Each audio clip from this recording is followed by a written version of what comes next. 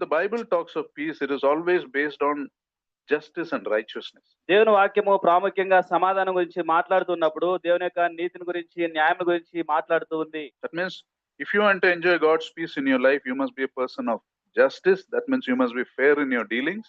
దేవుని యొక్క సమాధానం నీ జీవితంలో నువ్వు అనుభవించగోరినట్లయితే నువ్వు నీతిగాను న్యాయంగా నడుచుకోవలసిన భద్రువై ఉన్నావు. You don't exploit anyone, you don't take advantage of anyone. ఎవరిని మోసగించకూడదు, ఎవరిని దుర్వినియోగపరచకూడదు. And righteousness means you think that I want to be right in God's sight in the things I do in my life.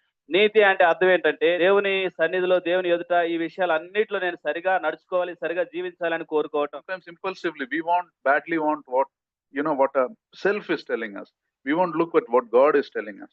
అనేకమైన సార్లు దేవుడు ఏం కోరుతున్నాడో ఆలోచన చేయకుండా మన యొక్క స్వచిత్తం ఏం చేయగోరుతుందో దాన్ని మనం కోరుకుంటూ ఉంటాం. And that disturbs the peace in your life and in the life of your family. అప్పుడే నువ్వు కలవరానికి గురవుతూ నీ యొక్క కుటుంబంలో జీవితంలో సమాధానం కోల్పోతూ ఉంటావు.